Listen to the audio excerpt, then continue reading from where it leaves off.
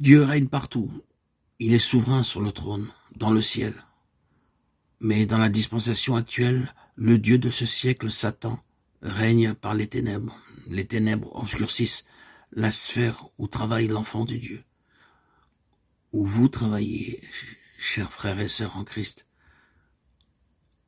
Vous les voyez, vous les sentez. Vous arrivez à discerner, à percevoir que les ténèbres vous environnent. Si vous avez compris comment il faut combattre contre ces dominateurs des ténèbres, comment les vaincre, alors vous pourriez avoir la victoire, la maintenir, vous tenir debout en esprit, fort dans le Seigneur et dans sa force toute puissante contre l'ennemi. Il ne vous arrivera rien. Contre la puissance spirituelle de méchanceté qui est dans les lieux célestes, il y a par exemple la puissance de la boisson, c'est l'esprit qui pousse un homme à boire. Il y a la puissance du bavardage, c'est l'esprit qui pousse quelqu'un à bavarder, babiller.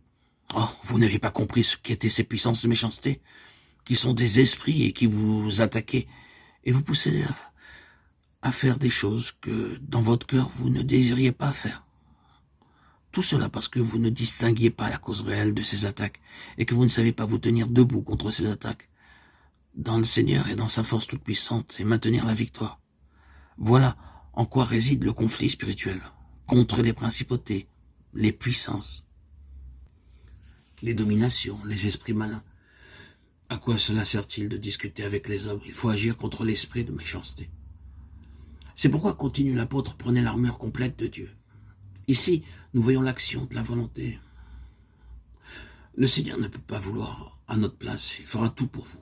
Mais il faut que vous exerciez votre droit de choisir. Il vous donnera la puissance, mais il veut que vous choisissiez, afin que vous puissiez résister. Ici, il y a une attaque de l'ennemi que l'apôtre décrit comme un mauvais jour, afin que vous puissiez résister au mauvais jour, dit-il. Il y a des jours qui sont mauvais. Vous vous levez quelquefois le matin et vous dites « ceci est un mauvais jour ». Et c'est vrai. Que ferez-vous? Prenez l'armure complète de Dieu et dites « Seigneur, je sens qu'il y aura une attaque de l'ennemi. Aujourd'hui, je suis conscient de l'approche de l'ennemi à travers les airs. Le diable a un piège pour moi aujourd'hui. Il travaille à le mettre en œuvre. Je le vois à certaines indications. Maintenant, Seigneur, je prends par la foi l'armure complète afin de pouvoir résister dans ce jour mauvais. »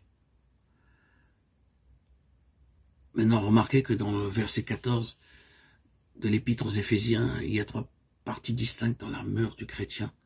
La vérité, la justice, la fermeté. La première préparation pour cette guerre est d'avoir votre entendement, votre intelligence remplie de vérité. Paul dit, ayant la vérité pour ceinture de vos reins. Et Pierre explique que c'est les reins de notre entendement qui doivent être remplis de vérité. 1 Pierre 1,13.